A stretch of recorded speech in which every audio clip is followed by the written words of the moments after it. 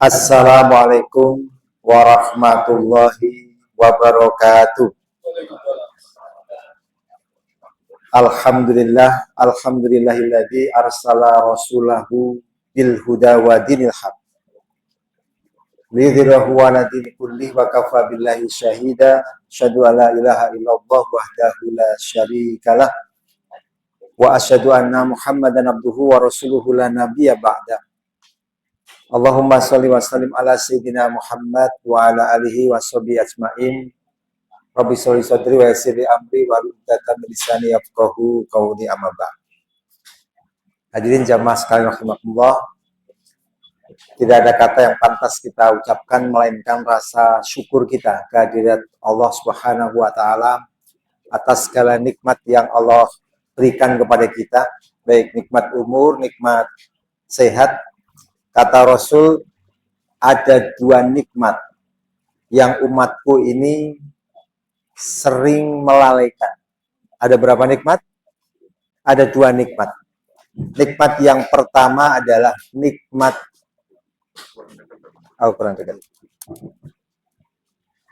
Nikmat yang pertama adalah nikmat sehat, dan yang kedua adalah waktu luang. Ada yang diberi sehat, tidak diberi waktu luang. Kira-kira bisa hadir? Saged rawuh mboten? Mboten, nggih. Ada yang diberi waktu luang, tidak diberi sehat. Bisa hadir? Tidak juga. Jadi kalau kita malam ini diberi sehat, diberi waktu luang, itu sudah nikmat yang luar biasa. Jadi kita ini modalnya sebenarnya sama, 24 jam. Kita tinggal memastikan modal kita yang 24 jam itu bisa kita konversi menjadi amal soleh.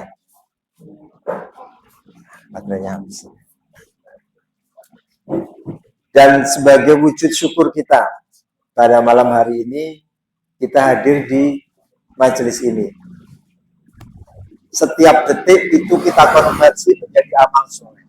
La in syakartum la azidanakum. Mensyukuri nikmat, Allah akan tambah nikmat. Jadi kalau mau pengen rezekinya bertambah, apa yang dilakukan? Bersyukur. Ya. Bapak dan ada ibu juga, teman-teman sekalian, kita sering mengatakan rezeki itu bentuknya apa kira-kira? Harta, uang, keuntungan, profit. Kita sering lebih fokus atau sering memahami rezeki itu hanya sempit pada hal itu. Padahal ada beragam rezeki. Apa diantaranya? Selain yang profit tadi, keuntungan. Sehat. Sehat itu rezeki.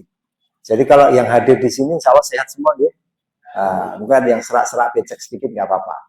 Tapi hadir itu rezeki, nanti jadi sehat. Ada lagi kesempatan. Rezeki. Bisa sehat, bisa kesempatan. Ada lagi yang forum malam hari ini.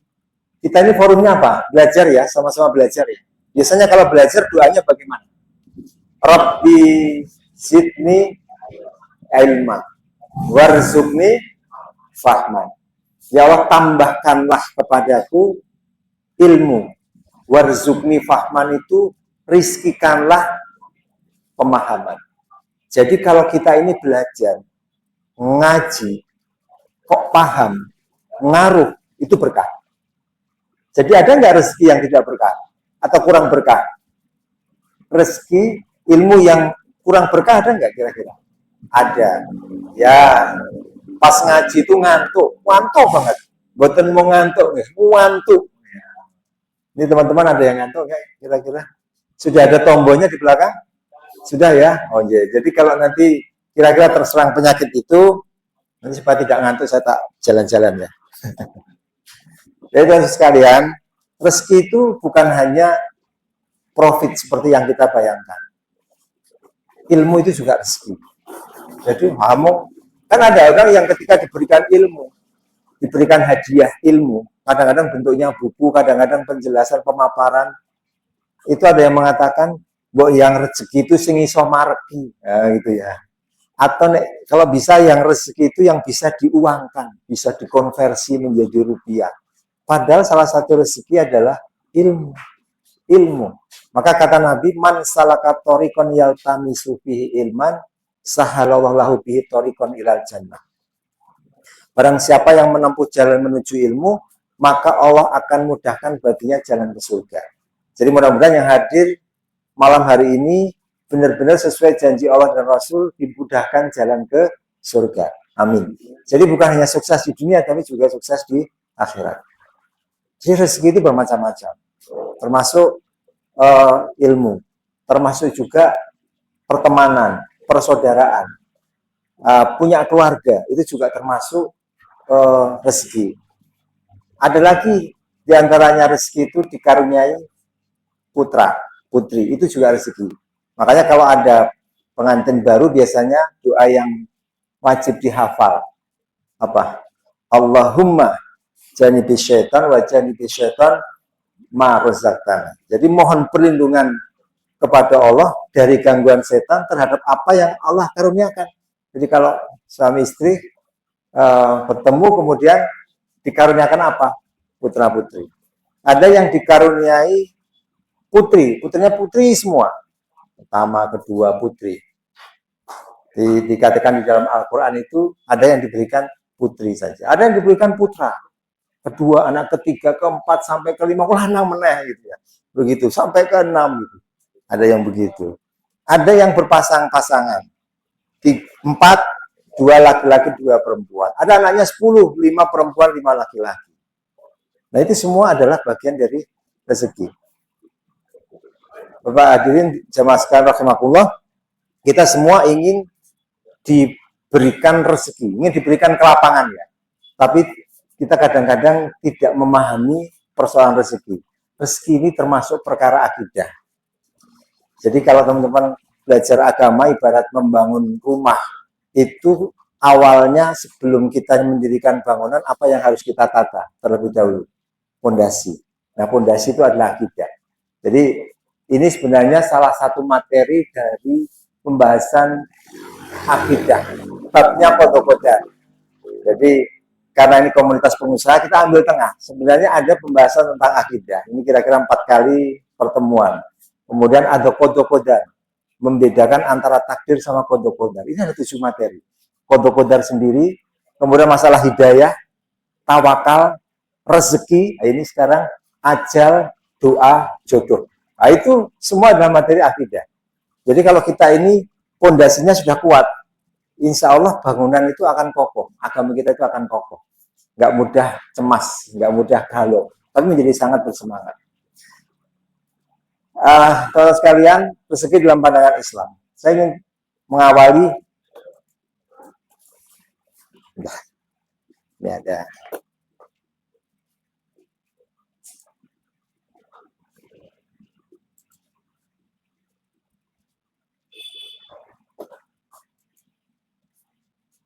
Oke. Jadi banyak orang yang berpikir atau memahami ya, sebelum saya sampaikan poin awal ini, dalam diri kita itu ada yang kelihatan, ada yang tidak kelihatan. Perilaku kita sehari-hari itu kelihatan, betul ya? Kita mau datang ke sini, sikap kita, ucapan, perbuatan kita ini kelihatan. Tetapi hal-hal yang kelihatan itu dipengaruhi oleh yang tidak kelihatan. Betul ya?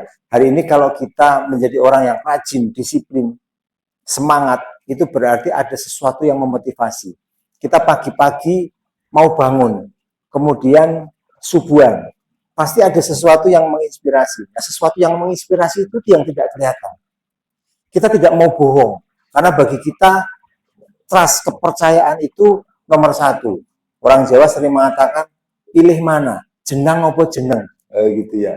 Jenang apa jeneng? Jenang. Pilih jenang, waret.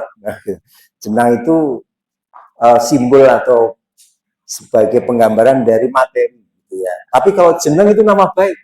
Orang berpikir, yang penting jeneng. Orang duit jenang, kalau nggak punya jenang, nggak punya harta, tapi masih punya trust, masih aman. Nah, gitu. Itu pemahaman, sehingga orang menjaga kepercayaan. Tapi ada nggak pengusaha yang tidak mau menjaga kepercayaan? Yang penting sikat dulu. Yang penting untung besar. Ada. Jadi hal-hal yang tidak kelihatan itu mempengaruhi yang kelihatan. Jadi teman-teman sekalian, Rasulullah itu membangun yang tidak kelihatan, sehingga yang kelihatan itu menjadi kuat. yang tidak kelihatan dibentuk. Yang tidak kelihatan itu bisa jadi adalah pemahaman tentang kehidupan. Pemahaman kita tentang keimanan. Tentang dunia ini untuk apa sebenarnya. Kita sama-sama punya waktu 24 jam. Itu kalau untuk nge-game aja juga kurang itu 24 jam. Untuk nyantai-nyantai rebahan juga kurang. Untuk apa kira-kira? Itu tergantung apa yang kelihatan. Apa yang tidak kelihatan. Maka iman kemudian amal soleh. Di Mekah banyak ayat yang turun tentang akidah. Di Madinah ayat-ayat tentang syariat diturunkan dari yang paling gampang sampai yang paling sulit. Yang paling kecil skupnya sampai yang paling luas. Dari masuk kamar mandi, masuk pasar, sampai masuk istana. Ada nggak kira-kira? Ada. Diatur semua. Tapi pondasinya harus kuat. Nah, yang tidak kelihatan ini dipengaruhi yang kelihatan dipengaruhi yang tidak kelihatan. Banyak orang yang berpikir bahwa rezeki itu diperoleh dari hasil usahanya sendiri. Pokoknya kalau kerja keras, hasilnya akan banyak. Itu ya. Jika orang bekerja keras kemudian menerima gaji, itu dianggap hasil dari usahanya. Jadi kalau ada untung sampai kemudian bisa bikin cabang, kemudian bisa bikin sistem, bisa bikin tim yang bagus, strategi yang hebat ya tadi seperti disampaikan Ustadz Agung, maka dia akan berhasil. Tapi ada orang yang berpikir bahwa itu hasil apa? Hasil usahanya, karena kepintaran saya. Ada nggak yang model begitu? Ada. Karena ikut pelatihan macam-macam. Dari yang mulai gratisan sampai yang paling mahal, sampai ratusan juta. Jadi kalau ada pedagang yang memperoleh keuntungan, itu dianggap karena hasil usahanya. Jadi karena kepintarannya. Dokter yang menerima upah karena mengobati pasiennya dianggap upah itu datang dari dirinya. Kok ada dokter yang laris, ada dokter yang sepi? Bener nggak? Ada nggak dokter yang sepi? Ada gitu. Kita khawatir juga kalau ada dokter sepi, doanya mudah-mudahan ada yang datang ke sini, mudah-mudahan ada yang sakit gitu ya. Enggak ya. Tapi orang dokter yang ramai ya karena dia pinter, karena menyembuhkannya manjur, obat tepat, diagnosanya tepat, karena katanya diagnosa tepat itu separuh penyembuhan. Dokter yang menerima upah karena mengobati pasien dianggap upah itu datang dari dirinya. Kalau dia pengembang, dia developer bisa membuat rumah, membangun rumah sampai tak terhitung tadi ya. Ini tak terhitung ya. Bapak-bapak ada yang developer, ada pengembang gitu. Bisa berhasil 1, 2, 3, 100 sampai ribuan itu. Ada yang mengatakan ini karena kecerdasan saya, kepintaran saya. Karena kemudian kecerdasan atau kepintaran itu dia jual. Nah, ada yang berpikir harus ada kerja keras. Kalau nggak kerja keras nggak bisa. Harus pintar. Kalau nggak pintar nggak bisa. Nah, kita sampaikan bahwa ini adalah pemahaman rezeki yang salah. Jenis pertama. Jadi yang modalnya gede. Kalau pengen untung besar, ya modalnya harus besar. Jangan modalnya kecil-kecil. Kalau kecil-kecil nggak bisa gitu. Masa mau bikin rumah besar kok modalnya cuma 100.000? Ya nggak mungkin. Nah, kira-kira begitu. Itu lihat yang modalnya 1 miliar. Nah, pasti dia akan untung. Ini bagian yang pertama, kelompok yang pertama, yang punya pemahaman yang salah. Tapi masih ada umat Islam yang berpikir seperti ini. Kita buktikan nanti. Ya, apakah pemahaman itu benar? Bahwa dengan usaha maka hasilnya itu mengikuti. Katanya hasil ya. Usaha itu tidak akan mengkhianati hasil. Hasil tidak akan mengkhianati usaha. Betul begitu. Ada nggak orang yang bertanam dan dia sudah melakukannya dengan baik, tapi nggak panen? Ada nggak? Nah, banyak ya. Kira-kira kenapa? Bisa karena hama, bisa karena cuaca, bisa karena macam-macam. Dipanen tonggone, kita punya pohonnya bergelantungan, kan nggak mungkin menjaga 24 jam, dibantu metik sama tetangga, tapi metiknya kesergepen jadi habis gitu ya, jadi bisa gitu. Jadi ternyata benarkah penyebab datangnya rezeki itu atas usaha kita, teman-teman sekalian? Kalau orang itu rezekinya banyak itu karena pintar, karena cerdas, maka tentunya yang paling kaya siapa? Dosen ya, guru, betul ya, guru ya. Karena guru itu bukan hanya di buku ditiru, kadang-kadang waktu itu guru gitu ya, macam-macam gitu ya. Guru itu prihatin ya, tapi itu dulu ya, sekarang enggak ya guru. Guru sekarang kaya-kaya, alhamdulillah pada ngejar ini sertifikasi, ya, masya Allah, berubah nasib, kita suka juga. Ya, bersyukur itu. Kalau lihat orang senang itu kita ikut senang. Jadi, apakah benar sih penyebab datangnya rezeki atas usaha kita karena kepintaran? Ternyata tidak.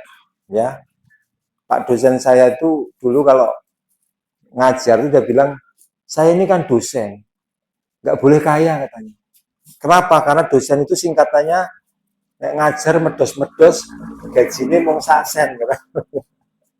Jadi ternyata tidak, bukan orang yang paling pintar yang kaya raya, justru mungkin tidak sekolahnya. Ada kan pengusaha yang bilang cara bodoh itu kan, untuk bisa jadi pengusaha sukses, jadilah orang bodoh. Ala siapa? Bob Sadino. Iya, karena bodoh, merasa bodoh, selalu belajar terus. Gelasnya itu selalu dikosongkan dan tutupnya dibuka. Nah, gitu ya. Jadi itu seperti itu. Apakah usaha itu akan mengantarkan rezeki yang banyak? Mestinya kalau modalnya besar, itu menjadi syarat rezekinya banyak. Mestinya yang modalnya besar paling kaya. Ada nggak yang modalnya besar, ruginya juga besar? Ada nggak? Yang nggak pakai modal, tapi kemudian dia jadi miliarder. Ternyata bisa juga. Ada bahkan orang yang seperti tidak maksimal ya, banyak nyantainya, tapi rezekinya juga banyak. Teman-teman sekalian, kalau pemahaman tadi bahwa usaha itu akan mengantarkan kepada rezeki, mestinya kalau yang dilakukan sama, maka hasilnya sama. Misalnya orang mau jualan di tempat yang sama. Saya kadang-kadang perhatikan, kalau di pasar Beringharjo itu ada pedagang kain ya, di bawah itu yang di depan itu jualannya sama nggak kira-kira? Sama, dagangannya ya sama, tempatnya ya sama, yang jualan juga sama, sama-sama sudah tua. Ya. Nanti kalau yang muda dikiranya, wah karena dia muda, maka lebih laris. Enggak, ini sama-sama tua. Nawarkannya juga sama.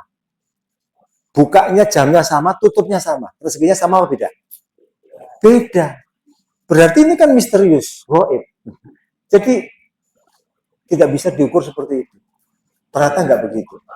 Saya tuh termasuk penggemar soto. Nah, di Jalan Magelang itu ada namanya soto. Udah lama namanya soto Kadipiro. Betul nggak? Ada yang belum pernah? Ada berapa di sana soto Kadipiro? Ada beberapa. Ada yang baru, tempatnya lebih bagus. Tapi ada yang lama. Yang lama itu yang sebelah mana? Sebelah barat ya? Sebelah utara ya, di Jalan Mates. Oh iya, maaf, Jalan Mates. Jalan Mates. Itu mestinya kalau tempatnya lebih bagus, mestinya lebih ramai ya. Tapi enggak itu, yang lama itu lebih ramai. Tapi apakah yang sepi itu kemudian tutup? Enggak. Nunggu sampai yang ramai itu habis. Nah, itu nanti orang terus beli di situ, gitu ya. Jadi perhatikan ya, bahwa orang itu melakukan hal yang sama, tetapi ternyata hasilnya itu beda. Berarti kalau ada yang mengatakan bahwa hasil usaha itu karena rezeki itu karena usaha, tidak. Saya ini kan asli Jogja. Rumah saya itu di sebelah selatan stasiun Tugu. Orang bilang flower market. Ya, di sana. Itu saya ingat ya. Sekarang jadi homestay. Ada homestay syariah di tempat saya. Jadi kalau dulu ada hotel batik itu sebelah baratnya ada gang masuk, nah, ada masjid. Saya satu rumah sebelah masjid. Sekarang nggak ada hotel batik. Sekarang adanya Royal Malioboro. Ayo masuk ke sana. Saya ingin cerita. Dulu saya punya tetangga, namanya Mbok Mina. Dia orang tua, kerjaannya sehari-hari itu nimba air. Ya, satu RT di depan rumah saya itu dia suka nimba air. Namanya. Nah, Mbok Mina ini karena tetangga saya itu digusur, pergi semua, akhirnya pekerjaannya hilang. Dia nggak punya pekerjaan lagi. Coba kalau nggak punya pekerjaan, berarti bisa nggak makan? Dapat rezeki nggak? Secara nalar, kalau kita ini kehilangan pekerjaan, orang kalau kehilangan pekerjaan susah nggak kira-kira? Susah kan? Kehilangan pekerjaan, dia bekerja di satu kantor, terus kantornya tutup, bisa makan nggak kira-kira? Kalau di logika, wah bisa nggak bisa makan ini, karena nggak ada pekerjaan, kehilangan pekerjaan.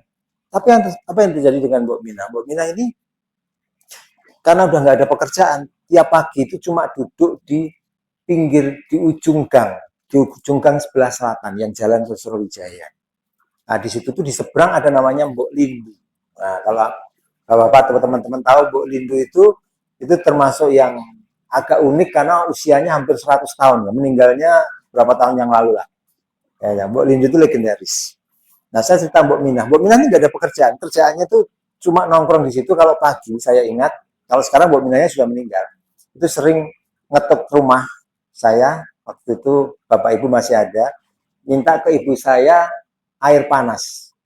Nyun jarang doro gitu ya. Nyun jarang. Jarang itu apa? Jarang itu bukan langka. Jarang itu kalau bahasa Jawa air panas gitu ya. Jadi dia ngeteh ya, pagi ngeteh, sore ngeteh. Nggak pernah minta makanan. Tapi kalau kita lewat itu selalu di depan itu ada nasi, nasinya banyak, ada ayamnya, ada telurnya gitu ya. Padahal nggak punya penghasilan. Ini kan luar biasa gitu. Itu lebih enak daripada mungkin lulusan baru fresh graduate S1 dari UGM yang belum punya pekerjaan itu ngekos itu susah, itu Senin Kemis itu.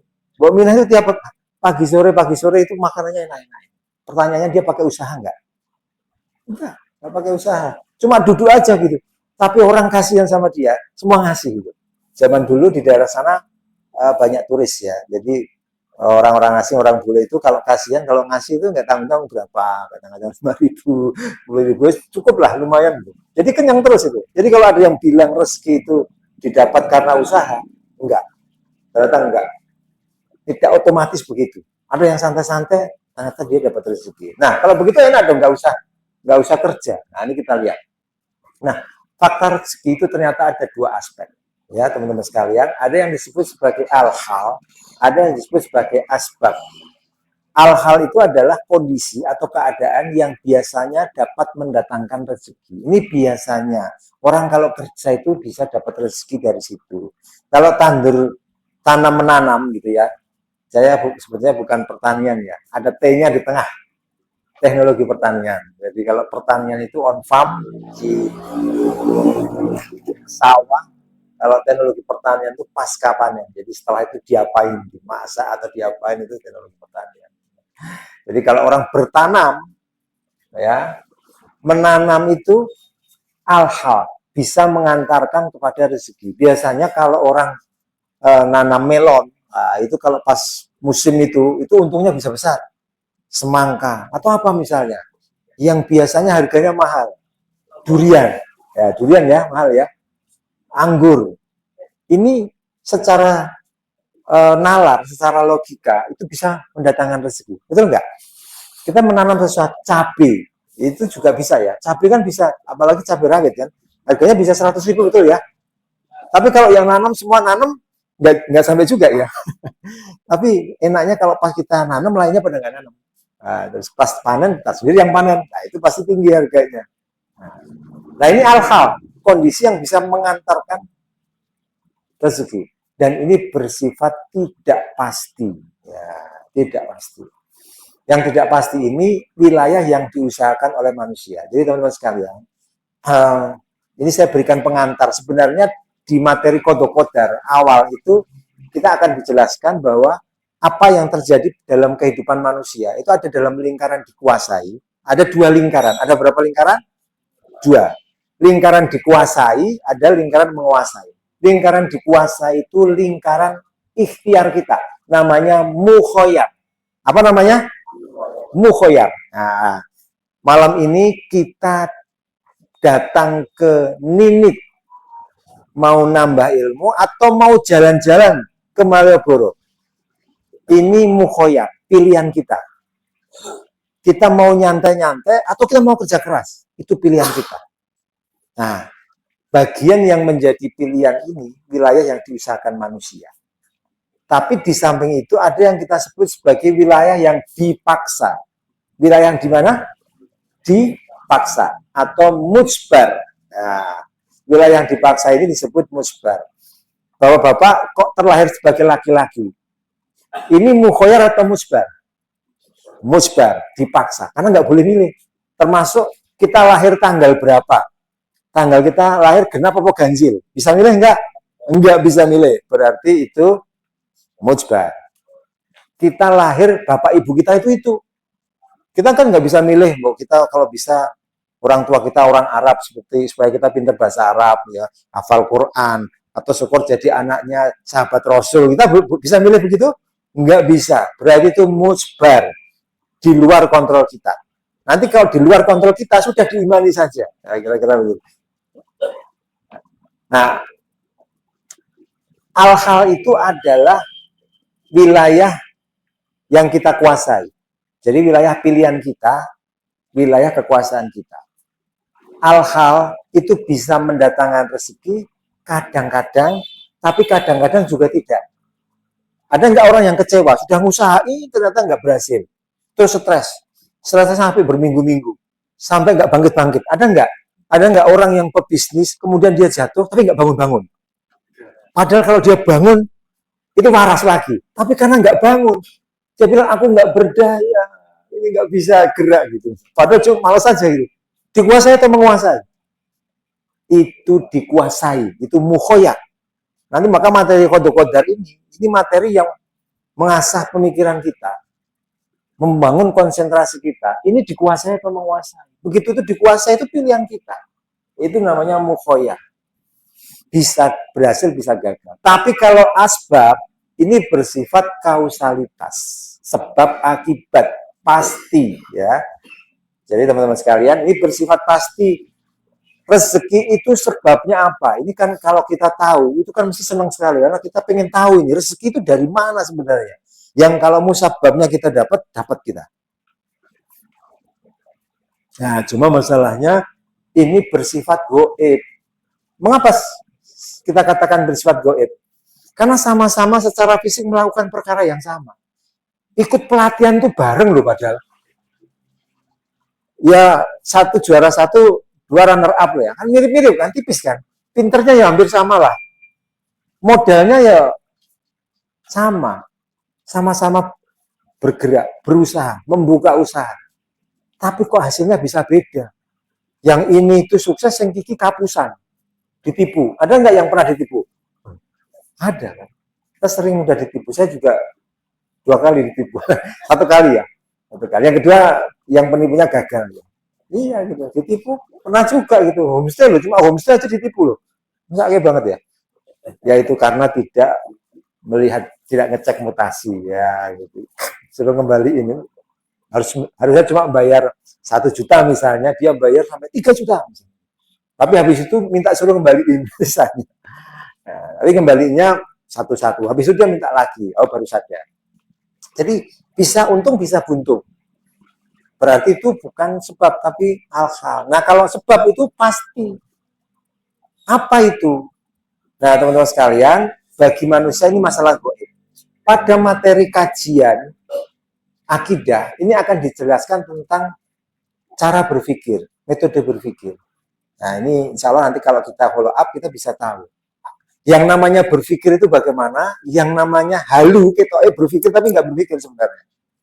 Jadi kalau kita berusaha, misalnya saya tanya begini, ini kan ada tembok ya nih ya, di belakang tembok ini persis yang saya tunjuk ini ada kucing nggak kira-kira? Bapak-bapak ya, teman-teman bisa jawab nggak? Coba pikirkan, di balik tembok ini ada kucing nggak kira-kira? Bisa nggak? Ini mau lah. Ada, bisa, ada nggak? Bisa ada ya? Nah, ya, kemungkinan besar ada ya? Ya. Oh, kemungkinan kecil. Nanti kalau dalam materi akidah, pertemuan yang kedua, itu kita akan dijelaskan bahwa kalau membayangkan di situ ada kucing dan bisa menjawab itu namanya tidak berpikir. Kenapa? Berpikir itu ada syaratnya. Harus ada jangkauannya, tidak terhalang saat ini, itu berpikir. Bayangkan kita disuruh memikirkan sesuatu yang tidak kelihatan. Bahkan itu masa lampau atau yang akan datang. Apakah itu berpikir? Nah, berpikir harus ada yang langsung, ada yang tidak langsung. Yang langsung itu yang sekarang. Saya tanya, ini apa? Ini meja. Benar, ini meja. Ini langsung. Itu mobil yang lewat. Tapi kalau pertanyaannya, tadi pagi sebelum subuh, ada nggak mobil truk yang lewat di sini? Kalau saya tanya begitu, bisa nggak jawab? Goib. Kalau kita nyoba jawab, itu namanya kita tidak berpikir. Bagaimana disebut berpikir? Ada. Ternyata di sini ada CCTV. Nah, CCTV itulah dalil. Nah, dalil itu CCTV. Walaupun hari gini CCTV pun bisa diatur-atur, betul ya. Kejadiannya bisa dibikin, tulisan waktunya itu bisa dibikin juga rekayasa, ya. Kita juga ada pelajarannya juga rekayasa. Karena mereka memahami teori berpikir. Rezeki ini sesuatu yang goib, karena kita tidak bisa memahami faktanya. Sesuatu yang goib, maka harus mendapatkan jawaban. Nah, membutuhkan dalil yang bersifat pasti. Karena sesuatu itu goib. Yang lampau atau yang akan datang. 100 tahun yang lalu kita ada di mana? Bisa nggak jawab? 100 tahun yang akan datang kita ada di mana? Masih adakah di sini? Masih bisa datang pengajian ini nggak kira-kira 100 tahun yang akan datang? Bisa nggak? Kalau hari ini kita tidak datang di pengajian ini, 100 tahun yang akan datang kita menyesal. Karena kita tidak mendatangi malam ini. Mungkin nggak itu? Mungkin gitu. Tapi menyesal atau tidak kira-kira? Apa yang akan terjadi 100 tahun yang akan datang? Itu masalah goib. Kita perlu mendapatkan informasi. Informasi itulah dalil. Apa? Dalil. Rezeki juga begitu. Rezeki itu sebabnya dari mana? Nah, ini harus ada informasi. Sebab datangnya rezeki itu harus diinformasikan oleh Zat yang Maha Gaib, yaitu Allah Subhanahu wa Ta'ala. Karena kalau kita tidak mendapat informasi dari Allah, kita tidak akan tahu hal-hal yang gaib. Dalil itu harus qat'i, karena perkara akidah, keyakinan, tasdikul jazm, pembenaran yang pasti, seperti 1 tambah 1 sama dengan 2. Nah, ini harus yakin. Kalau nggak yakin, ini pasti cacat ini. Akidahnya harus yakin, tidak boleh ada keraguan sedikit pun. Sama dengan kalau Bapak saya tanya, kalau ada orang yang mau membeli kedua bola mata kita dengan harga mahal, dikasih nggak? 1 biji dihargai 1 miliar, dikasih nggak kira-kira? 2 miliar, dikasih nggak? Nggak. Kemurahan ya. 1 triliun, 2 triliun, dikasih nggak kira-kira? Enggak. Kenapa enggak? Karena kita yakin bahwa kalau itu kita serahkan, kita mengalami kesulitan, betul ya? Betul kan? Kita akan mengalami kesulitan, tidak bisa lihat, apalagi dua-duanya. Tapi di dalam Al-Quran ada waman a'rad an dzikri fa inna lahu ma'isyatan dongka wa nahsyuruhu yaumal qiyamati a'ma. Barang siapa yang berpaling dari peringatanku, maka baginya kehidupan yang sempit, dan dari hari kiamat nanti akan dikumpulkan dalam keadaan buta. Percaya nggak kira-kira? Al-Quran mengatakan begitu. Dan mereka itu akan mengatakan, kenapa kami dikumpulkan dalam keadaan buta ya Allah? Padahal dulu kami bisa melihat. Yakin nggak? Bahwa nanti itu ada yang dibutakan. Meskipun di dunia dia bisa lihat. Ya, itulah kami berikan peringatan seolah-olah kamu tidak menyaksikan. Jadi kita akan kesulitan hidup kalau kita tidak memiliki penglihatan. Itu yakin namanya. Seperti itu pula dengan rezeki. Harus yakin. Rezeki itu dari mana? Itu bukan hanya sekedar kata-kata. Meyakini 100% tasdikul jazm. Nah, merujuk dari Al-Quran. Ini harus dalilnya qat'i subut, qat'i dilalah. Subut itu sumbernya. Berarti sumbernya harus mutawatir. Mutawatir itu sumbernya 2. Al-Quran atau hadis mutawatir. Kalau dilalah itu penunjukan. Jadi ada dalil-dalil yang tidak menimbulkan penafsiran lain. Itu berarti qat'i. Tapi kalau penafsirannya bisa macam-macam, itu berarti zoni dilalah. Acara malam ini ya yang diadakan oleh Muslim Entrepreneur Club itu diadakan di Yogyakarta, Jalan Kaliurang, kilometer 15, jam 8 malam. Nah, ini pasti ini, ya kan? Karena tempatnya cuma di sini, betul ya? Tapi kalau saya bilang, saya mau izin mau ke belakang sebentar. Nah, mau ke belakang itu kemana? Ke belakang kemana? Oh, kamar mandi. Ke belakang kemana? Bisa nggak ke belakang itu dapur? Mungkin nggak? Atau ke belakang bener gitu. Dari pintu belakang misalnya. Itu namanya zoni dilalah.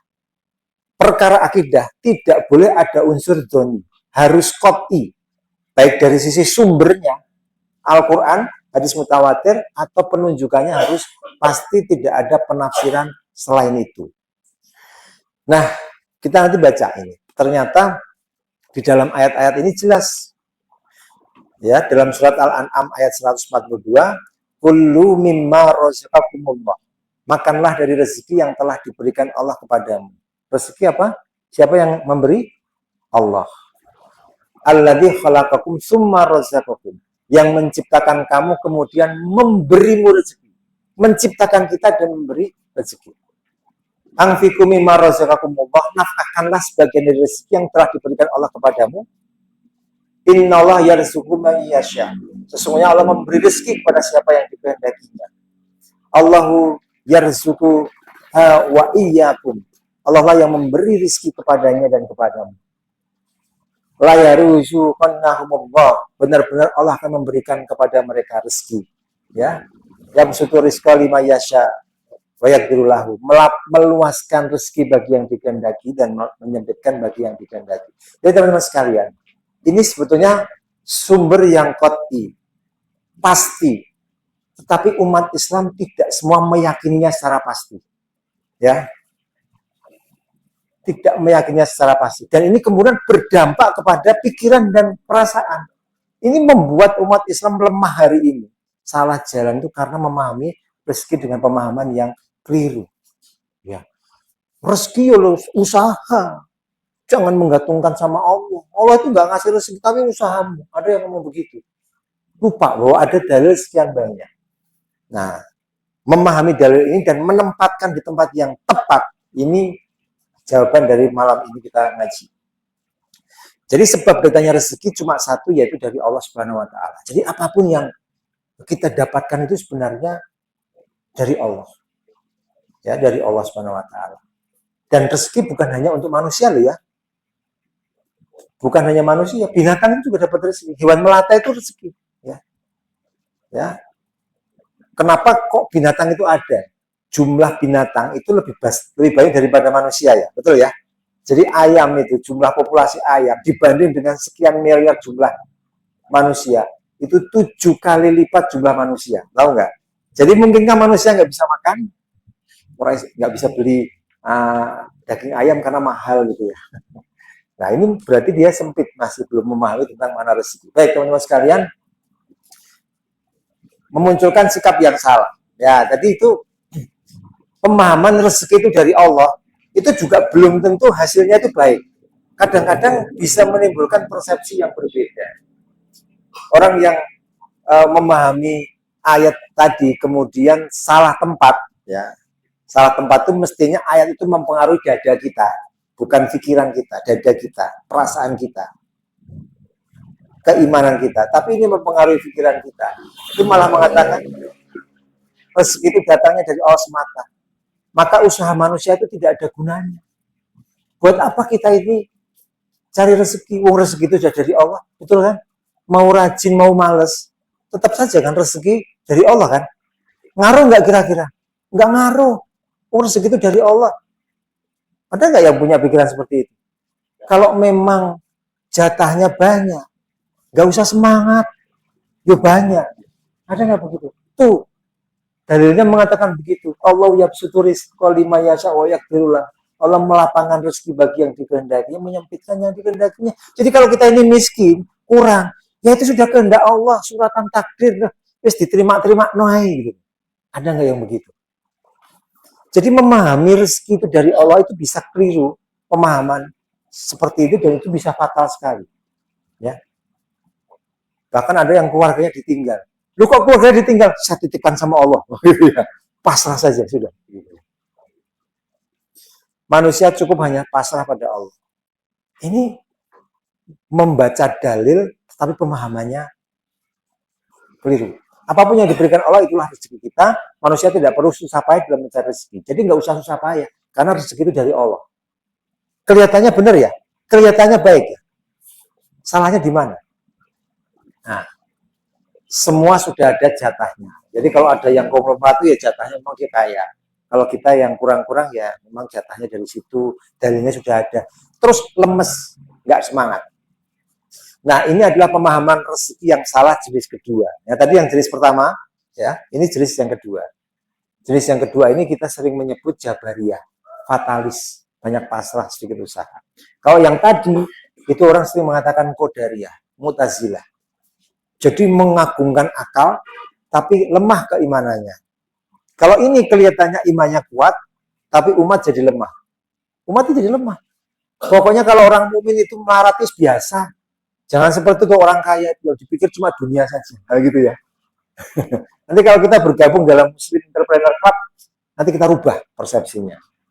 Jadi pengusaha dan juga ustadz ya, alhamdulillah ada Ustadz Agung. Nanti insya Allah yang ada di sini semua jadi pengusaha sukses dan guru ngaji, ustadz. Kan al-mu'minu qawwi, ahabbu ilallah minal mu'mini dhaif. Orang mukmin yang kuat itu lebih dicintai daripada orang mukmin yang lemah. Boleh nggak orang mukmin itu kaya?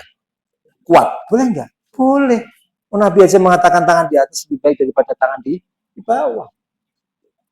Jadi ini salah nomor 2, fatalis. Ya. Jadi kalau kita baca dalil kemudian ada orang yang jadi kelihatan khusyuk, ya keimanannya kuat, semua dari Allah gitu ya. Nyantai-nyantai aja semua dari Allah. Kok melarat? Dari Allah. Nah ini tanda-tanda belum ikut diskusi kongko-kongko bisnis Muslim Entrepreneur Club. Ya baik teman-teman sekalian. Mana rezeki itu secara bahasa rozako, bermakna apa atau pemberian. Jadi rezeki itu artinya adalah pemberian.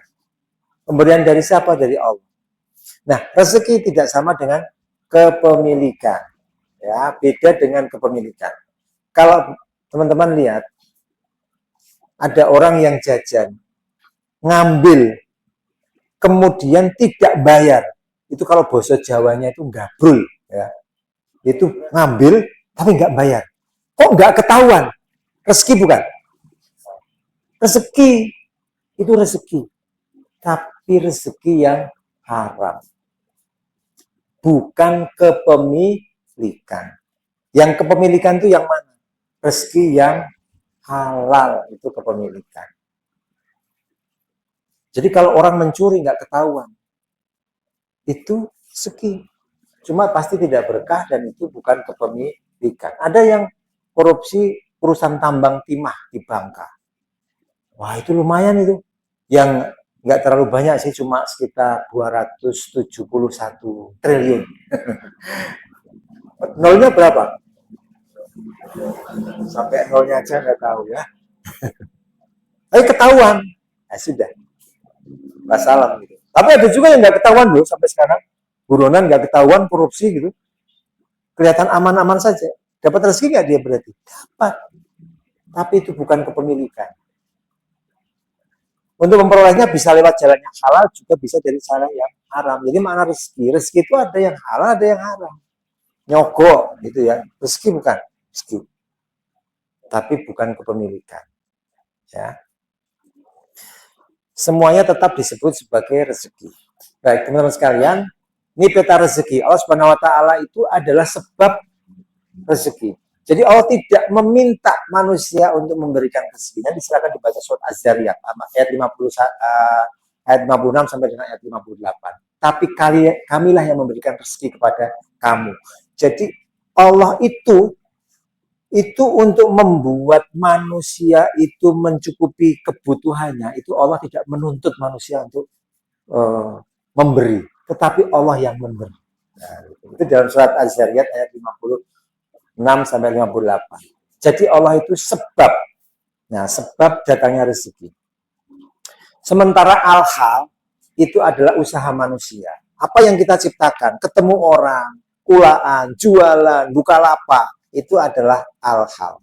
Keadaan yang bisa mengantarkan rezeki. Kalau usaha itu halal, ada yang usaha itu halal, ada yang haram. Yang tidak ngaji, itu pasti nggak ngerti halal haram. Ya, karena kalau di kampung saya itu ada yang bilang begini, nggak usah ikut pengajian. Nanti kalau ikut pengajian itu apa-apa nggak boleh. Ada yang begitu loh ya. Pernah dengar nggak ada yang ngomong begitu? Iya. Jadi lebih baik dalam kegelapan. Karena dalam kegelapan itu enak katanya begitu. Karena manusia ini zulumat jahul. Jadi satu sisi bodoh, yang kedua Gelap.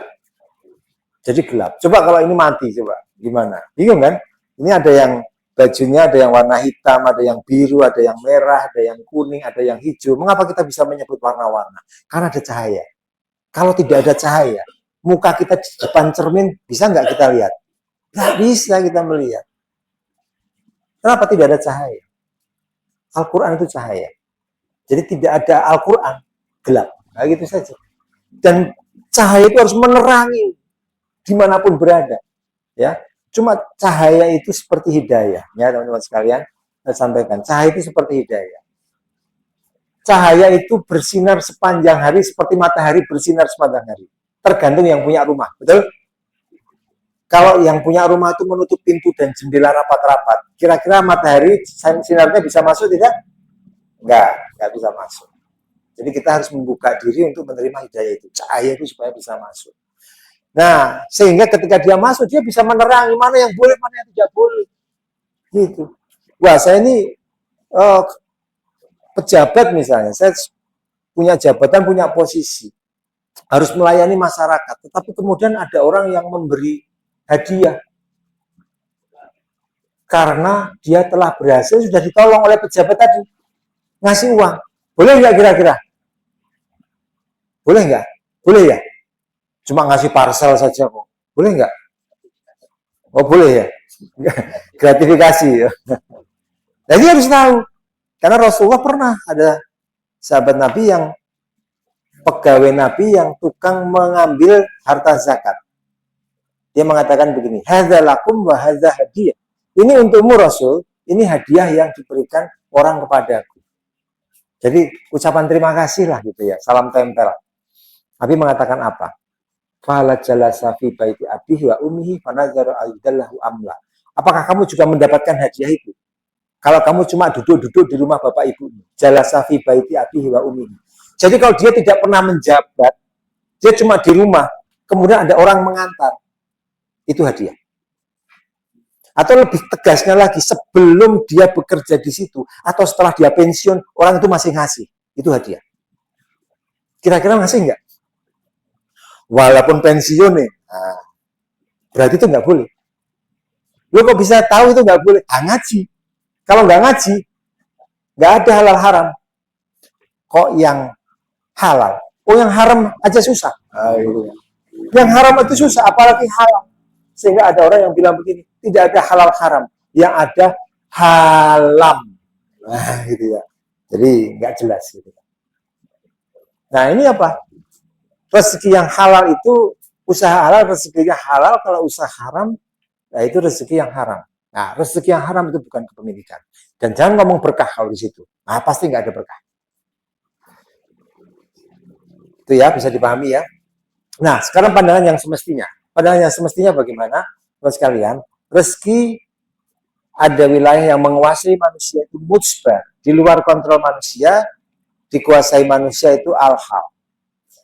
Nah, menguasai manusia al-asbab itu berasal dari Allah, ini yang namanya qadha. Jadi kita dapat berapa itu qadha. Di luar kontrol kita. Bisa nggak kita bilang, kok cuma segini? Bisa nggak? Ya itulah rezeki. Kadang-kadang dikasih banyak, loh kok bisa banyak? Kaget. Ya itulah rezeki. Ada rezeki yang kita kejar, ada rezeki yang mengejar kita, betul kan? Dan wilayah mujbar, qadha Allah ini tidak dihisab, tidak akan dimintai pertanggungjawabannya. Jadi kita nggak ada beban di lingkaran yang menguasai. Tetapi lingkaran yang dikuasai manusia, berasal dari manusia, hasil usaha manusia ini akan dihisab. Teman-teman sekalian, ini yang kita harus pikirkan dan hati-hati. Karena kebebasan kita memilih itu akan dimintai pertanggungjawabannya. Dikasih bisnis seperti apa? Kan lihat ini halal atau haram, berkah atau tidak. Karena pertanyaan rezeki ada dua pertanyaan. Pertanyaan ada berapa? Dua. Min aina itasabahu wa fima anfaqu. Dari mana dan untuk apa? Nah, teman-teman sekalian, pemahaman rezeki dalam dua lingkaran manusia. Ini sebenarnya kalau mau lengkap ada materi sebelumnya namanya materi tawakal. Nah, tapi karena ini edisi khusus, saya spill sedikit-sedikit ya. Ini tawakal sebelum, selama, dan sesudah ikhtiar. Banyak orang yang berpikir tawakal itu setelah usaha. Betul? Ada yang begitu? Yang penting usaha dulu baru tawakal. Ya, ada yang begitu? Wis pokoknya usaha. Ya. Biar tenang. Padahal kalau dalam materi tawakal itu pemahaman yang salah. Tawakal itu kapan sebenarnya? Tawakal itu sebelum usaha, pada saat usaha, dan setelah usaha. Kapan tawakal? Sebelum, saat, dan setelah. Jadi nggak pernah tidak tawakal. Wa ala rabbihim yatawakkalun. Dan kepada Tuhanmu lah kamu bertawakal. Jadi bertawakal itu bukan hanya berserah diri. Bertawakal itu meyakini ada backing. Ada apa? Ada backing. Siapa backingnya? Allah Subhanahu wa Ta'ala. Ini bicara keimanan ya, ketakwaan. Tawakal sebelum, selama, dan sesudah ikhtiar. Ada wilayah menguasai, ada wilayah yang dikuasai. Ya, wilayah yang menguasai adalah keyakinan pada rezeki itu berasal dari Allah Subhanahu wa Ta'ala. Jadi kalau kita ini sudah yakin rezeki itu dari Allah, ini baru mulai berangkat saja itu sudah semangat. Rezeki dari Allah. Padahal ini mendung. Coba kalau berpikir rezeki itu usaha. Wah, kalau mendung-mendung ini biasanya sepi. Gimana? Ada nggak orang yang punya pikiran begitu? Tapi kalau punya pikiran rezeki dari Allah, ngaruh nggak mendung? Nggak ngaruh. Nah, rezeki dari Allah bukan karena masalah mendung atau tidak, atau badan lagi nggak enak gitu. Yang kedua, yakin bahwa Allah Subhanahu wa Ta'ala akan selalu membantu kita. Ini namanya backing. Teman-teman sekalian, kalau kita ini bisnis, kemudian dijamin ada coach yang mendampingi kita. Nah, ini ada coach Agung ini, Ustaz Agung ini juga coach juga gitu ya. Dengan tidak ada pendamping, lebih mantap mana kira-kira? Ada yang kita waktu sekolah dulu, waktu kuliah, itu kalau ada dosen pembimbing yang jago, itu perasaan kita galau atau tenang? Tenang. Kenapa? Kalau ada apa-apa nanya. Itu kita baru begitu. Kalau kita lagi berperkara, kemudian kita punya orang dalam, punya orang dekat. Orang dekat kita ini Pak Lurah. Pede nggak kira-kira? Sama orang yang nggak punya backing, yang backingnya Pak Lurah. Pak Lurah itu anu loh, kalau keluar celak. Tapi kalau ketemu dengan orang yang bermasalah, yang dekat sama bupati, itu yang dekat sama Pak Lurah tadi, takut ya. Ah, ini bupati ya, lompat camat ya. Tapi kalau ada yang dekat sama Ngarso Dalem, lebih beda nggak kira-kira? Wah, Ngarso Dalem ini koncoku cedak ya, misalnya begitu itu. Wah, itu akan lebih beda lagi. Itu yang namanya backing. Tawakal itu bahasanya, misalnya mesin bekerjanya itu seperti itu. Yakin nggak ada backing? Ada backing itu yakin nggak? Karena kalau Rasulullah itu ketika mengatakan sesuatu bahwa Allah itu akan menolong kita, itu pasti. Sahabat juga begitu, orang-orang ini juga begitu. Ketika pedang itu sudah dikalungkan dekat leher Rasul, kalau ada seperti ini, siapa yang akan menolong? Apa jawab Rasul? Allah. Jatuh itu. Yakin kan? Itu tawakal. Pada ketika kita berusaha dan itu halal, bahwa Allah akan menolong. Yakin tidak? Nah, nanti kita tunjukkan bagaimana supaya kita bisa yakin. Itu ada caranya. Yakin bahwa Allah akan selalu membantu kita. Nah, bicara yang menguasai manusia, ini bicara dada kita. Ya, ini saya berharap nanti setelah ini ada yang nyantel ya. Jangan sampai hilang ini ilmunya, supaya berkah. Ada dada, ada wilayah otak. Dada itu yang di atas, nanti wilayah akal itu yang dikuasai manusia. Nah, memunculkan semangat dalam mencari rezeki. Nah, ini itu bisa muncul karena kedekatan kita kepada Allah. Jadi kalau kita ini sholatnya rajin, malam tuh masih tahajud, itu seperti kita ngecas ya. Perasaan kita itu ngecas. Habis subuh itu kita masih tadarus ya. Mohon sama Allah. Itu menguatkan perasaan kita. Jadi kita ini semangat gitu. Jadi mau keluar tuh, siapa backingnya? Allah gitu ya. Gitu. Siapa yang memberi rezeki? Allah. Insya Allah Allah akan memberi rezeki.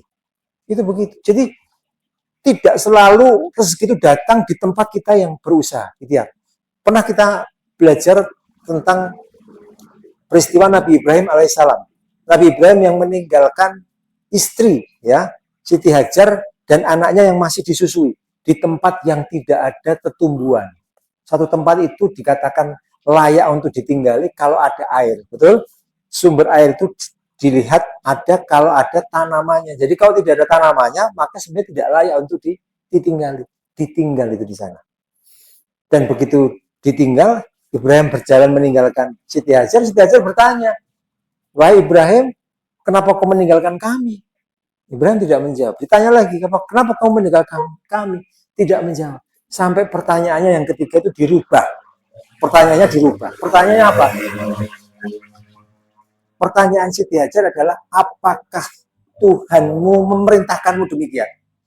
Ibrahim kemudian berhenti, kemudian dia menengok, ya. Gitu. Apa jawab Hajar? Dia mengatakan, kalau memang demikian, maka Allah pasti tidak akan menyia-nyiakan kami. Pergilah. Itu bahasa orang bertakwa itu seperti itu. Tapi apakah kemudian ketika dia meyakini bahwa ini perintah dari Allah Subhanahu wa Ta'ala ditinggalkan di tempat seperti itu yang nggak masuk akal itu kan nggak masuk akal, nggak masuk logika. Ya, itu keimanannya sudah sempurna. Loh, kalau zaman sekarang ada bapak-bapak yang meninggalkan istri dan anak tempat itu, orang kan bilang apa? Gilule, gitu ya.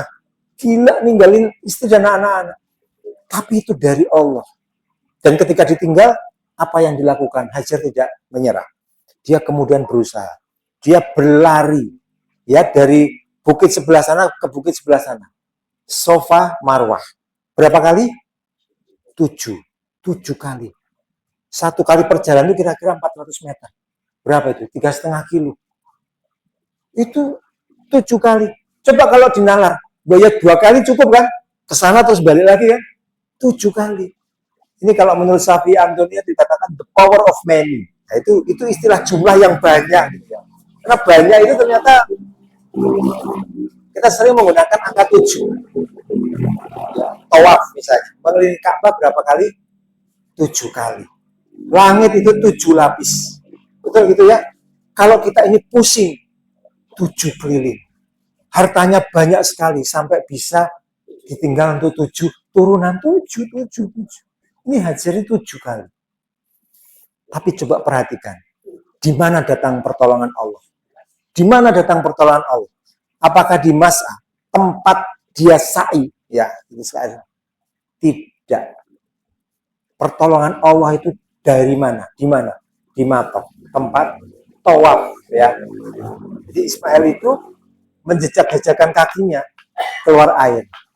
Dari mana air itu? Apakah dari usahanya Hajar? Tidak. Dari Allah. Itu namanya rezeki itu begitu. Ada enggak di antara bapak sekalian, teman-teman sekalian, yang ketika berusaha sesuatu, itu hasilnya itu bukan dari tempat kita usaha, tapi dari pintu yang lain. Pernah enggak mengalami begitu? Itulah namanya rezeki. Jadi jangan mengatakan rezeki itu karena usaha. Itu nanti kayak Korun. Ya.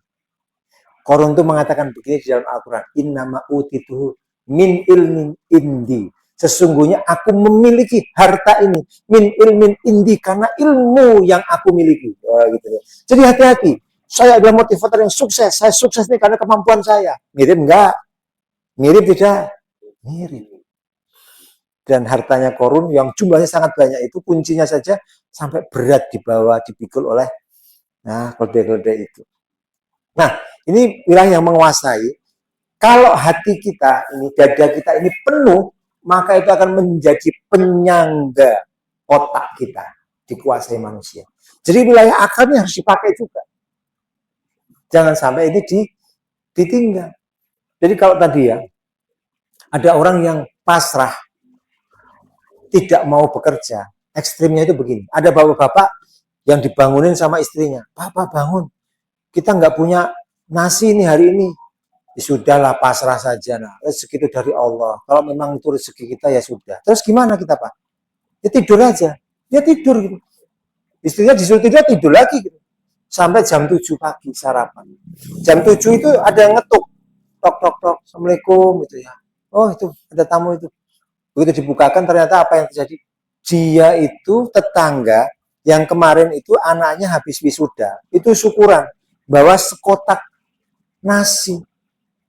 Bapaknya dibilang, loh kan bener toh saya bilang, rezeki kan dari Allah betul, nggak perlu kerja kan, tidur kan dapat rezeki juga kan, selesai kan masalahnya, selesai nggak masalah itu, selesai ya, masalahnya di mana?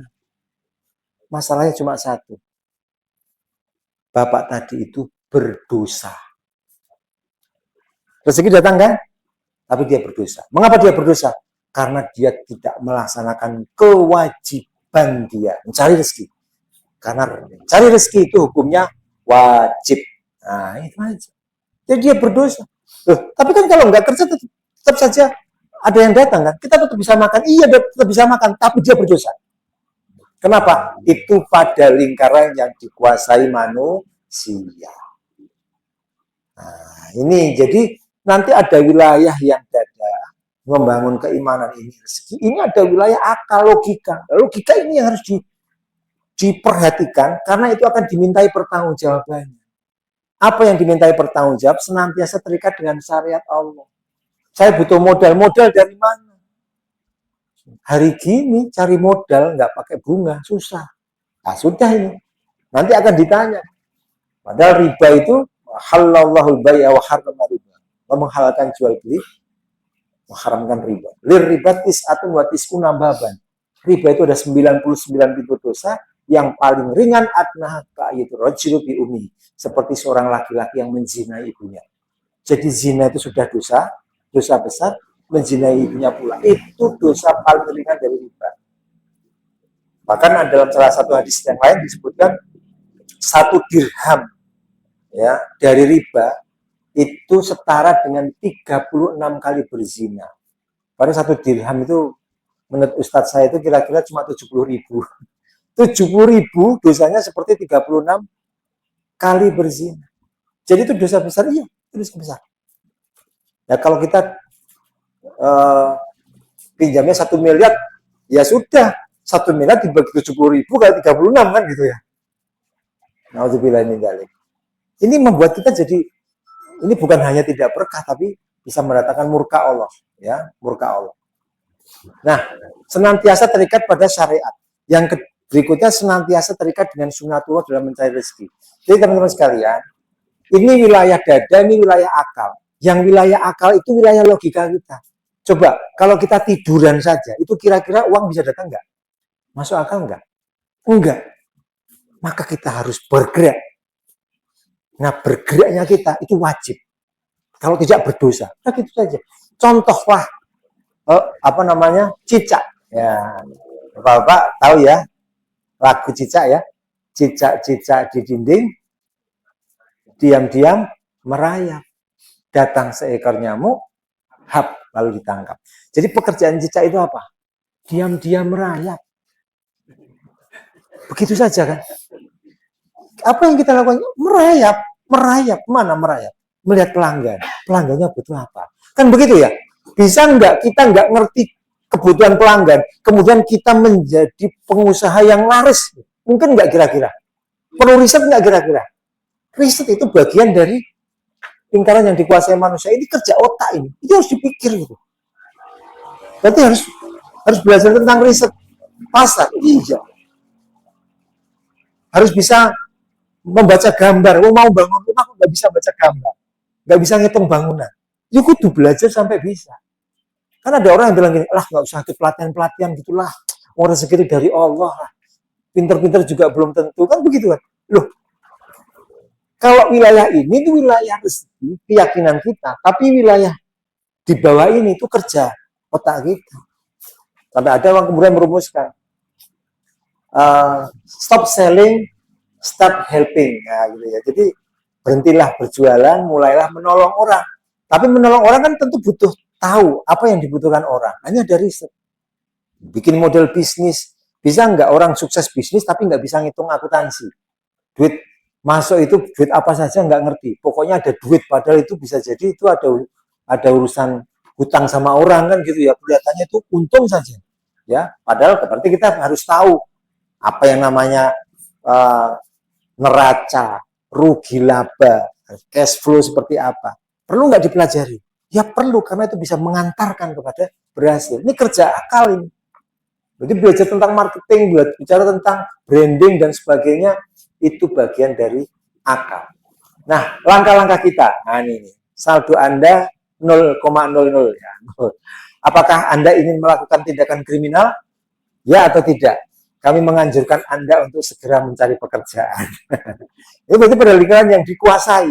Kita apa yang mau dilakukan? Harus yakin bahwa rezeki itu dari Allah. Ya. Jadi kalau teman-teman yang pernah ikut pelatihan itu ada namanya bangkrut game. Ada yang pernah dengar bangkrut game itu ya? Itu sebenarnya bukan orang miskin, tapi pura-pura miskin. Jadi pakai pakaian yang agak gimana gitu ya, compang-camping, nggak bawa bekal sama sekali, dilepas kemana gitu ya. Pokoknya target harus dapat uang, nanti balik lagi ke tempat pelatihan. Bisa nggak kira-kira? Ya bisa, nggak punya apa-apa, bisa. Nah, itu rezeki dari Allah. Ada yang bantu macam-macam lah, lalu angkat-angkat, ada yang mungkin masuk ke rumah makan, ikut masak dan sebagainya. Rezeki itu begitu. Nah, teman sekalian, keyakinan yang mendalam akan rezeki dari Allah. Nah, ini kalau sudah ngaji akidah, paham rezeki, itu harus yakin. Tapi teman-teman, ini baru bisa kalau kita bereskan dada kita. Ya, termasuk nanti kalau kita mau belajar tentang magnet rezeki atau apa itu sebenarnya tidak lepas dari ini ya. Termasuk kita jangan maksiat. Maksiat itu membuat kita tidak dekat dengan Allah. Qad aflaha man zakkaha wa qad khaba man dassaha. Beruntunglah orang yang membersihkan hati, membersihkan jiwa, membersihkan perbuatan, dan rugilah orang yang mengotorinya. Maka ada orang yang ngajari supaya rezekinya lancar bagaimana? Satu maksiat ditutup dengan sholat tobat. Nah, maksiatnya 5, yo sholat tobatnya 5. Wah, kalau 10 kali, kira-kira begitu. Sampai ada yang mengajari begitu. Tapi sebenarnya intinya adalah bagaimana kita itu bisa dekat dengan Allah. Dada kita, keimanan kita.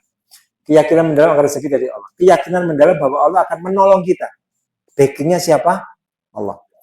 Ini harus munculkan itu. Karena begitu kita melepaskan itu, maka kita otomatis memaksakan diri kita menyelesaikan masalah diri kita sendiri. Coba, kita ini kuat atau lemah kira-kira? Ampuh atau enggak berdaya sebenarnya? Berdaya. Orang yang kaya raya, sukses, duitnya banyak, emangnya dia bisa membeli segalanya? Ada orang yang pesohor itu sekarang lagi punya masalah gitu. Kelenger juga gitu, dihantam kiri kanan gitu. Kenapa? Ya karena kita tidak bisa apa-apa ya. Jadi sombong itu berbahaya ketika kita merasa diri kita mampu. Kita punya mata. Kita bisa melihat karena apa? Punya mata. Betul. Kita bisa mendengar karena punya apa? Telinga. Kita bisa jalan karena apa? Punya kaki. Betul. Ada enggak yang punya mata tidak bisa melihat? Punya telinga nggak bisa dengar? Punya kaki nggak bisa jalan? Ada enggak? Ada. Kalau nggak punya nafas, bisa jalan nggak? Berarti kita itu bisa karena izin Allah. Izin Allah. Bukan siapa-siapa. Kita nggak bisa kecuali karena Allah mengizinkan. Yakin pertolongan Allah. Memunculkan semangat dalam mencari rezeki. Jadi sudah semangat dulu. Kenapa? Rezeki itu dari Allah. Jadi semangat. Jadi kalau nggak semangat, pasti menghilangkan peran Allah. Coba kalau menghilangkan peran Allah, kita sudah lemes. Saya ngerti bisnis ya enggak, punya relasi ya enggak. Orang tua saya juga bukan orang hebat, melarat kabeh. Terus iso ku apa? Ya semua ini cuma gini aja. Ada enggak yang begitu? Ada, lemes. Kenapa tidak ada iman? Dan walaupun ada iman tapi tidak diasah, jarang ibadah, kosong, ngomong doang, tapi hati ini nggak tenang. Orang yang terisi hatinya, dadanya ini kenyang, ya karena semalam sudah tahajud, zikir pada Allah, ngaji, banyak istighfar ya, astagfirullahaladzim. Itu penting itu istighfar itu. Rasulullah aja istighfar terus, padahal dijamin surga, kita yang nggak dijamin surga, sok-sokan seolah-olah sudah diampuni semua salah. Nah ini. Memunculkan semangat dalam mencari rezeki. Kemudian senantiasa berpegang teguh pada syariat. Jadi kita berpegang teguh pada syariat itu Allah ridho dan berkah. Masalah ya. Terikat pada sunatullah, hukum sebab akibat. Itu tadi lah, ikut pelatihan itu nggak apa-apa, penting gitu. Kan itu bisa mengantar. Gimana orang itu supaya bisa membeli produk kita kalau dia nggak tahu? Kan berarti harus tahu. Bagaimana supaya tahu? Kan banyak macam-macam. Bisa di pinggir jalan, bisa teriak-teriak, begitu kan? Tapi kan zaman sekarang kan teriak-teriaknya nggak begitu kan? Teriak-teriaknya lewat media sosial, Google, ada riset di situ, ada Google Trend, ada cara untuk bisa bikin di atas terus, kan begitu kan? Orang biasa nyari apa? Ini semua, itu adalah sunatullah, ini kerjaan otak ini. Ini harus dimainkan betul. Tapi kalau tidak dibimbing dengan dada tadi, penuh dengan keimanan, kita hanya membuat pencapaian yang standar-standar saja. Tidak akan tinggi. Kita harus punya cita-cita yang tinggi. dengan kita ini rezekinya lapang, kita bisa berbuat banyak. Bukan hanya bagi masyarakat, bagi umat. Khairun nasi anfa'uhum linas. Baik-baik manusia adalah yang paling banyak manfaat. Tapi juga melakukan hal yang lain, yaitu senantiasa berdoa kepada Allah yang maha memberi lagi maha penolong hambanya. Juga kita senantiasa berdakwah. Jadi kemudian tidak khawatir dengan dakwah. Dakwah akan kita lakukan. Nah, untuk bisa berdakwah, kita harus belajar dulu, betul ya? Bagaimana kita bisa memberitahu orang kalau kita tidak tahu? Hanya orang yang tahu yang bisa memberitahu. Orang yang tidak tahu hanya bisa membagi ketidaktahuan dan kebingungan. Nah, tentu forum Muslim Entrepreneur Club ini mudah-mudahan menjadi tempat bagi kita untuk menjadi tahu dan memberitahu. Membuat kita menjadi yang terbaik. Khairukum man ta'alamal Qur'an wa 'allamahu. Sebaik-baik kamu adalah yang mengajarkan, yang belajar Al-Quran, kemudian dia mengajarkan. Fungsi memahami rezeki yang benar, terakhir ya, selalu optimis ya, pasti optimis. Jadi kalau hari ini ada yang tidak optimis, pasti dadanya ini belum penuh. Nah, itu aja. Belum yakin dari Allah. Kemudian yang kedua, selalu terikat dengan hukum syariat. Karena jumlah tidak ada hubungannya dengan cara yang dipakai. Jumlah itu nggak ada hubungannya. Tidak menghalalkan segala cara. Tidak takut menolak rezeki yang datang dengan cara yang haram. Ya. Tadi sore saya ngisi di pengajian di sana Jalan Kaliurang sana. Itu ada tanya begini, Ustadz kalau itu tadi katanya jabatan itu amanah. Dengan jabatan itu orang bisa mendapatkan rezeki. Boleh nggak kita ini punya jabatan? Nah, gitu dia bilang gitu. Untuk mendapatkan rezeki kan butuh jabatan. Terus saya jawab begini, pemimpin di dalam Islam itu menjadi salah satu dari 7 orang yang dinaungi oleh Allah pada saat tidak ada naungan kecuali naungan Allah. Yang pertama adalah al-imamun adil, pemimpin yang adil. Nah, adil itu adalah istilah Islam, istilah Al-Quran, istilah sunnah. Di dalam Al-Quran disebut idilu huwa aqrabu litaqwa. Adillah kamu karena adil itu lebih dekat kepada takwa. Jadi orang yang adil itu hanya orang yang bertakwa.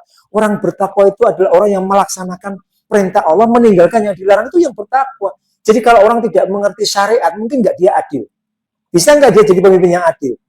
Tidak mungkin, karena syarat ketentuan belum dipenuhi. Jadi saya sampaikan, jadilah orang soleh dulu sebelum menjabat. Kalau jabat kok belum soleh, kira-kira yang menang jabatannya atau solehnya? Yang dikalahin apanya? Yang dimenangkan jabatan.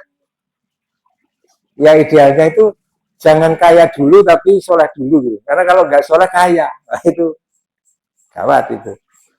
Jangan jabat dulu, soleh dulu. Karena kalau dia sudah soleh kemudian jabat, dia akan jadikan jabatannya itu untuk di jalan Allah Subhanahu wa Ta'ala. Pasti iya.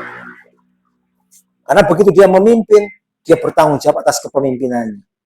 Seorang khalifah Umar bin Khattab itu rela untuk mengangkat gandum, karung gandum, dibawa kemudian diantar kepada orang yang malam itu kelaparan, nggak bisa makan. Kemudian ibunya ini karena untuk mengelabui anaknya yang menangis, dia sementara tidak punya makanan, dia merebus apa? Batu. Kudu, kamu merebus apa? Saya merebus batu karena khalifah itu tidak peduli dengan kami. Wah, kaget Umar. Dia langsung bawa karung itu. Ketika penjaga gudang itu menegur, kenapa engkau bawa sendiri wahai Amirul Mukminin? Kenapa tidak saya saja yang bawain? Tidak, karena inilah tanggung jawabku. Aku nanti akan dimintai pertanggungjawaban atas kepemimpinan ini. Al-imamu ra'in wa huwa mas'ulun an ra'iyatihi. Itu pemimpin itu begitu. Kenapa? Ada satu saja yang sekarang ini beli beras saja nggak kuat itu. Pemimpinnya ditanya nggak kira-kira? Ditanya. Nanti akan dikatakan fayutu hadza min hasanati wa hadza min hasanati. Akan kami ambil kebaikan sholatnya, diberikan kepada orang yang kelaparan. Ambil lagi pahala puasanya, kasihkan sama dia. Habis nggak kira-kira itu? Bisa bangkrut nggak kira-kira? Jadi akhirat nanti itu ada orang yang bangkrut. Innal muflisa min ummati mayatya yaumal qiyamati bi sholatin wa siyamin wa zakatin. Di hari kiamat nanti ada orang yang datang kepada Allah dengan pahala sholatnya, puasanya, zakatnya. Wayati waqad syatama hadza, dia memaki orang lain. Waqad dafahadza, dia memfitnah orang lain. menuduh orang lain. Wa aklamalah hadza, dia mengambil harta milik orang lain. Wasafaqata mahadza wa darabu hadza, dia membunuh, dia memukul orang lain. Wa itu hadza min hasanati wa hadza min hasanati, akan diambil kebaikannya diberikan kepada orang yang pernah dia zalimi. Inilah yang namanya hukum-hukum tentang muamalah. Ini kalau kita tidak pahami, tidak ngaji, jangan-jangan kita menzalimi orang, pahala sholat kita yang banyak itu bisa habis gara-gara itu tadi. Di akhirat nanti itu kayak akuntansi, ada yang income-nya, cash in-nya lebih gede daripada cash out, itu namanya profit, ya betul ya, pemasukan lebih gede. Kalau sama-sama namanya impas. Tapi kalau pemasukan lebih kecil daripada pengeluaran, itu namanya defisit. Orang yang tidak paham agama, dia jadi pemimpin, kemudian dia zalim kepada orang yang dia pimpin, itu nanti di akhirat dia bisa kena perkara, kena masalah. Bisa nggak dituntut di akhirat? Orang yang nuntut di dunia kira-kira di akhirat nuntut nggak? Nah, jadi jadilah orang soleh sebelum dia memimpin. Jadi dia memimpin dengan kesolehannya. Di mana saja? Di perusahaan, bahkan nanti di masyarakat. Karena Islam itu mengatur lengkap. Masuk kamar mandi diatur, betul? Masuk pasar diatur enggak? Masuk istana diatur enggak? Diatur semuanya, karena lengkap. Baik, kemudian tidak putus asa jika gagal dalam usaha. Ini namanya tawakal. Bangkit lagi. Berapa kali jatuh, bangkit lagi. Gitu ya. Karena apa? Allah yang akan menolong. Ya, jadi seperti membuat kita tidak takut berjuang untuk Islam. Ya, kadang-kadang kita itu khawatir. Nanti kalau kita dakwah nanti rezekinya seret. Insya Allah enggak. Ya, insya Allah. Karena rezeki itu dari Allah, bukan dari manusia, bukan dari rekanan. Kalau kita takut sama rekanan, kita diatur terus sama rekanan, suruh melanggar larangan Allah, masuk neraka nanti. Ya. Baik, saya pikir itu silaturahmi. Barang siapa yang ingin dimudahkan rezeki, dipanjangkan umur, hendaklah mempererat hubungan silaturahmi. The power of giving, ini memberi, berbagi. Saya ingin sampaikan juga ini rezeki itu kadang-kadang unik ya. Cerita ada orang Surabaya itu punya anak asuh, anak yatim. Dia pelihara dari kecil ya sampai dewasa sampai nikah. Kemudian bapak ini kemudian meninggal. Hartanya banyak. Dibagilah ke anak-anaknya. Yang yatim dikasih enggak? Enggak dikasih. Enggak dikasih. Karena dia bukan anak kandung. Nah, harta yang dibagi ke anak kandung ini kemudian dia bangkrut. Yang anak yatim ini ternyata jadi kaya. Bisa jadi rezekinya yang lapang itu sebenarnya karena dia memelihara anak yatim. Mungkin enggak? Pernah enggak bapak-bapak ya, teman-teman sekalian itu ketika dapat rezeki lebih, ini biasanya dapat 1 juta itu, ini dapat 1,5 juta gitu. Tapi tiba-tiba sebelum kita menggunakan, tiba-tiba ada yang datang minta tolong. Ada nggak yang pernah gitu? Butuh banget gitu loh. Padahal nggak janjian, dia kok tahu kita ini punya rezeki. Bisa jadi itu hadiah. Rezeki adalah yang kita makan sampai habis, pakaian yang kita kenakan sampai lapuk, dan yang kita keluarkan di jalan Allah. Itulah dari rezeki kita. Dan rezeki orang tidak akan mati, ya, kecuali telah sampai kepadanya rezekinya, ajalnya, dan apa-apa yang sudah ditakdirkan. Ajal dan rezeki itu nyatu. Nggak akan kita mati kecuali rezekinya disampaikan semua. Ada kerabat yang beberapa waktu yang lalu sakit kemudian dirawat di ICU. Itu sudah kayak nggak ada harapan, kayak begitu. Tapi satu ketika kemudian kelihatan bangun, kemudian minta nasi goreng. Nah, senang tuh keluarganya. Wah, sehat ini. Habis dikasih nasi goreng minta jus. Dibelikan enggak? Dibelikan. Tapi kemudian setelah itu drop lagi, kemudian meninggal. Apa itu artinya? Masih ada rezeki yang belum tersampaikan. Jadi dia nggak akan mati. Jadi kita harus yakin bahwa rezeki itu dari Allah. Harus yakin seperti yakinnya satu sama dengan dua. Dan keyakinan itu mempengaruhi dada kita, membuat kita semangat, optimis. Dada kita penuhi dengan iman, otak kita bangun, belajar dari orang-orang pintar, belajar dari orang-orang sukses. Karena guru saya mengajari, kalau kita punya masalah, jangan cari solusinya sendiri. Kalau kita punya masalah, carilah orang yang tahu solusinya. Guru saya mengajarkan, ada enggak masalah yang berat? Bapak ada yang punya masalah berat? Malam ini kita luruskan. Tidak ada masalah yang berat. Yang ada adalah masalah. Kalau ada anak SD, anak SMP, anak SMA atau kuliah, kasih soal ujian, kemudian dia bisa mengerjakannya seluruhnya, nilainya 100. Sementara yang sebelah kanannya itu nilainya 0. Apa yang membedakan keduanya? Apakah yang ini pinter, yang ini bodoh? Tidak. Yang nilainya 100, dia dapat soal dan mengetahui jawabannya. Betul ya? Yang ini tidak tahu jawabannya. Jadi tidak ada masalah yang berat, yang ada adalah masalah. Ketemu solusi sebesar apapun masalah akan mudah. Mudah-mudahan Muslim Entrepreneur Club ini adalah menjadi bagian dari solusi Bapak-Bapak sekalian, sehingga kita ini menjadi orang yang bertakwa. Demikian, Assalamualaikum warahmatullahi wabarakatuh. Terima kasih Ustaz Wahyu. Alhamdulillah, Masya Allah, Subhanallah, Akbar. Bapak-bapak, ibu masih ada? Ibu satu. Alhamdulillah. Sudah ngantuk? Sudah ngantuk? Kok tidak dijawab? Sudah ngantuk? Ngantuk ya? Nah, baik, kita nyanyi yuk. Jika di dinding, terus datang seekor nyamuk. Baik, untuk dia nggak ngantuk, satu kali lagi. Jika di dinding, diam merayap. Datang seekor nyamuk, lalu ditangkap. Baik, satu permainan. Saya silakan. Tangan kanan angkat, tangan kiri angkat, tangan kanan bikin bulat. Oke, tangan kiri bikin kotak. Ayo, 1, 2, 3, berbarengan. Nanti praktekin di rumah ya. Jangan ngatur. Alhamdulillah. Baik, terima kasih Ustaz Wahyu. Luar biasa. Ustaz Wahyu, alhamdulillah. Bapak, Ibu, apa makna rezeki tadi? Ada yang tahu? Mudah-mudahan tersimpan di memorinya. Alhamdulillah, ini sesi untuk tanya jawab. Kalaupun ada kemungkinan Ustaz Wahyu masih bersedia ya Ustaz. Baik Ustaz, kira-kira berapa pertanyaan? Enggak boleh, 3 boleh. Oke baik, kita buka pertanyaan 2 saja. Ada yang mau bertanya silakan. Ayo, masih ngantuk?